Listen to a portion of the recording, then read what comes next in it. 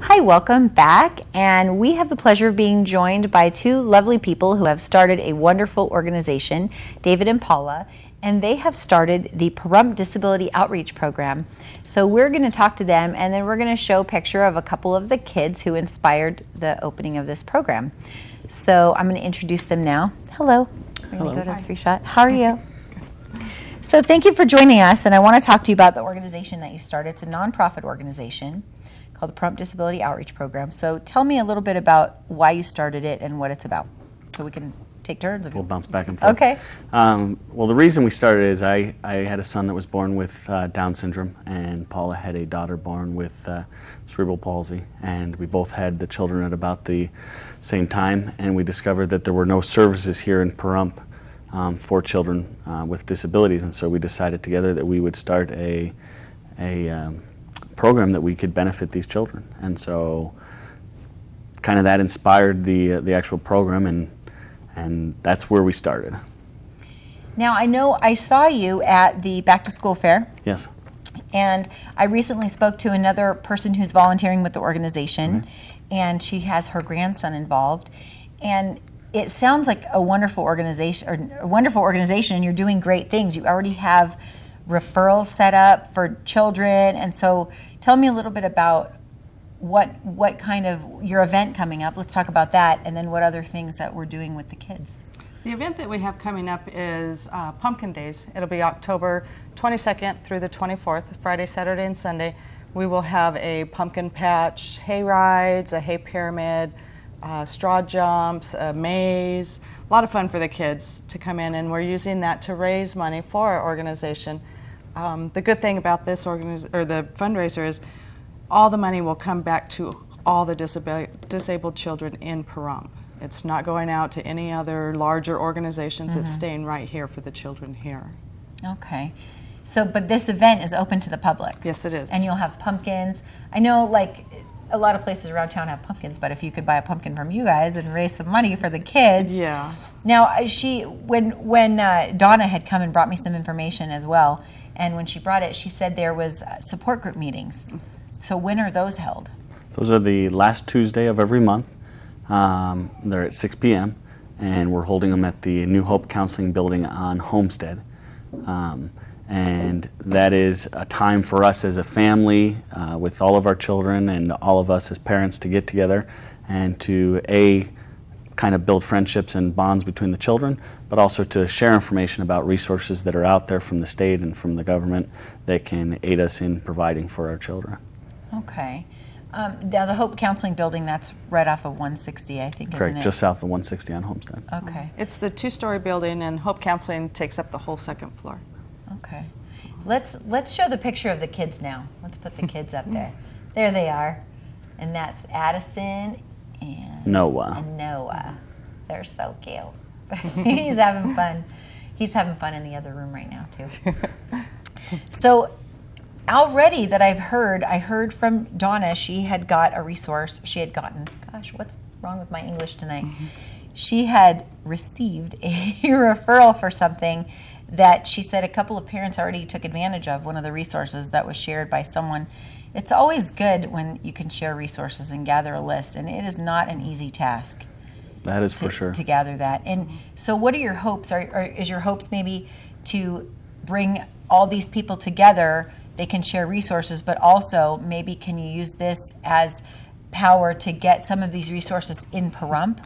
That's what we're hoping. So that you guys don't have to go to Vegas for everything. Right. And Paula that's her baby. That's one of my biggest goals for this. Our immediate goals, of course, are to get the families together and share information, make sure everybody's receiving the assistance and the resources that are out there. A long-term goal for us is to get a building acquired and we want to hold summer camps and weekend activities for the children and set up some rooms so that we have all this stuff there for therapists to come out and have them show them that we have the need out here and not have to drive to Vegas to receive therapy and other services. It is a challenge sometimes. I know there's one organization, the Nevada Early Intervention Services, that would come out, but sometimes it is a challenge to have a place for them to come. So just by doing that, I think that will open up a lot of doors for people to come out. They'll be able to come out, and they only go up to 3, right? Correct. Right. So there's other. I heard even at a staff meeting I was at that there is such a need in Nevada and across the country. I think it was for occupational therapists and speech therapists. Correct. Yes. There's a big need for that. There's very few of them out there. Even in Las Vegas, there's only a few. Right. There's a big waiting list for that. So if we can maybe encourage some of these folks getting out of high school. Yeah. Go into that as Speech a therapy, speech therapy. Pediatric occupational therapy. There you go. What are some of the things that you've done in the past, as far as like outreach for the kids, like for the kids to get together? There's fun activities you're doing with the kids, and that's huge. Because I know there's a lot of things in Vegas. They have a lot of a lot of things, you know, meetings and activities for the kids to get together. But Vegas is 65 miles away, and it doesn't seem that far. But if you have to go do something, all the time, and your gas, and you can't just, unless you're going to a function and there's going to be food there. I mean, you have to count on at least eating one meal out there. You can't just go there and come back, especially with the kids. Yeah. It's not an easy trip, especially these kids, because they've got, you know, they want it. They need stuff. They need attention. They're like, hey, why are we in this car for so long? So if we can get this in Pahrump, that's fantastic. So I didn't mean to go on and on about that, but what other things have you done with the kids? We've done, try and do a social event each month. We've done where we had an ice cream social and all the kids got together and played t-ball. And before that, We had the picnic at the park, yeah, we had where the kids got together. We had sprinklers set up and had a good little picnic. So, and I mean, really, those events are built around giving us a kind of a network of children that can become friends and kind of get to know each other. You know, with all the running around we're going from therapy appointments in Vegas constantly, that you end up having very little time to just socialize, and so this gives us an opportunity to share information while socializing. That's really important. I have a daughter as well who I wish there would have been an organization like this when she was older. She's older now, but I think if you're going all the way to Vegas, like you said, and you're going to therapy and you're going to doctor's appointments, the kids don't get to see as much of other kids that are going through what they're going through. and the parents too. And the parents, So yeah, exactly. When we first found out about our children, I didn't know anybody that had another child with cerebral palsy, and he didn't know another parent that had a child with Down syndrome. So we were kind of at a loss and had to find out all this information for ourselves because there were no support groups.